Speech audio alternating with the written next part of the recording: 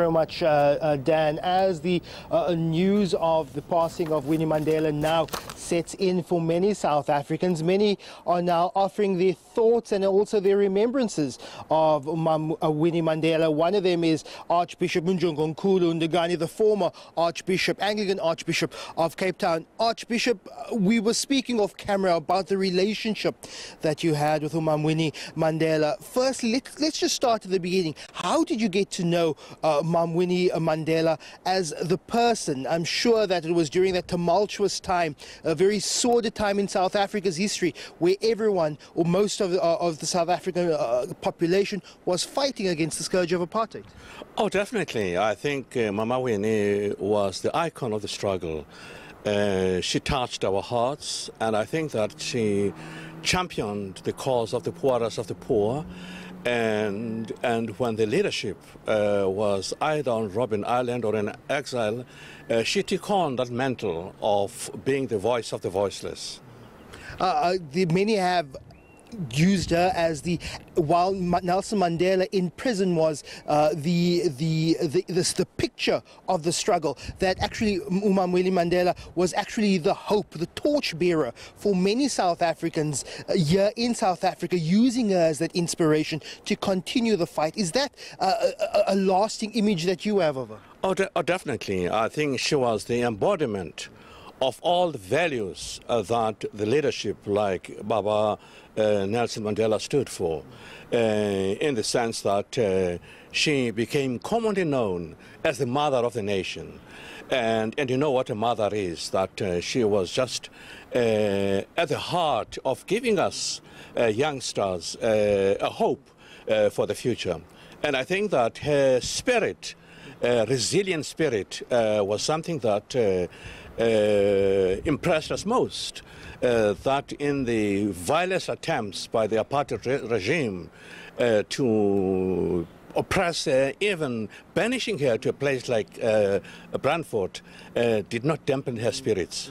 It's been no easy ride for Winnie Mandela, even after 1994. You were telling me just now that there was a time that you had sent her a letter trying to console her, trying to offer some support. If you may give us some detail on just what was your messages of encouragement to Winnie Mandela. I think in the first place, let's start backtrack a little bit. Her concern for the marginalized, I think her concern for people living with AIDS, and you recall that in my time as Archbishop, that was one of the issues that was on my table, and I recall her coming to the 13th conference, international conference of AIDS, that was held in Durban in the age of denialism. There, Mama Winnie walks in with a T-shirt, HIV positive. And she didn't mince her words that the dying of people living with AIDS was like a social holocaust. And she said that, demanding that people living with AIDS should be given, I think that about 4.2 million at the time, they must be given treatment. So she was a staunch fighter for AIDS. And then after that, you know, she joined us, civil society, in the protest march to highlight the cause of AIDS. I remember Archbishop Dennis Haley couldn't walk with us because of ill health, but she sent us away with a blessing. So she was that kind of person. And of course she had her spot of bother in terms of troubles. And I recall that my pastoral heart reached out to her when she was under attack. I think it was during the Truth and Reconciliation time, assuring her of my prayerful support. And I understand that she was so delighted that at least there was someone alongside her trying to give her that kind of support. Do you think she was in any way discarded, especially over that Truth and Reconciliation period where where Archbishop Emeritus and Chairperson of the TRC, Desmond Tutu, urged her to apologize? That obviously caused some sort of schism between that. Do you think she was somewhat discarded after that process? Well, I think that this was one of those unfortunate things that happened in our lives. We are not saints, we're all sinners. We do commit mistakes, but the unfortunate thing about Mama Winnie was that she was very much persecuted by apartheid, and it seemed that even after apartheid there were people who were trying to stoke out some small skeletons, as the phrase goes nowadays. But I think that it should not remove the big picture, that she was this beacon of hope in the midnight of darkness when we were struggling under apartheid.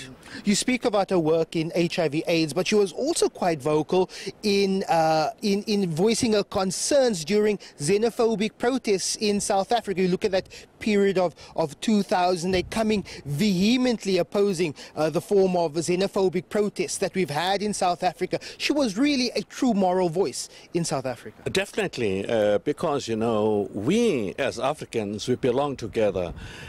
People in our country have got short memories in the sense that they tend to want to discriminate against fellow Africans, and yet we were given hospitality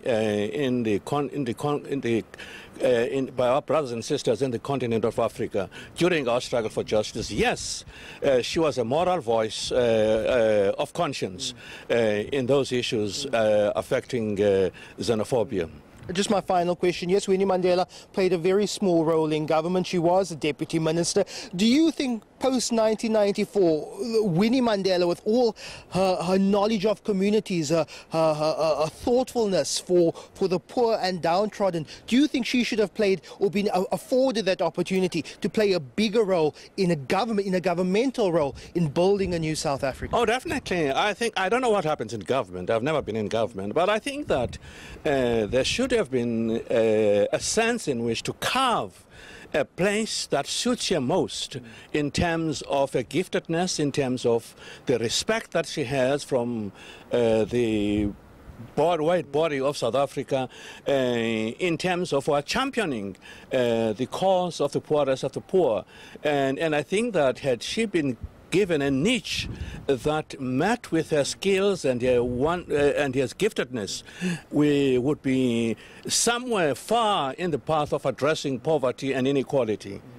Njongonkulu Ndungane, the former Archbishop here in Cape Town, giving his thoughts, his remembrance over the life and times of Winnie Mandela, saying that she is a person who should not be forgotten in South African history, person who's played a part, and a memory continues to play a part in the current South Africa. Back to you, Dan. Thank you very much, Lester Kiewit there, speaking to the former Anglican Archbishop Njongonkulu Ndungane.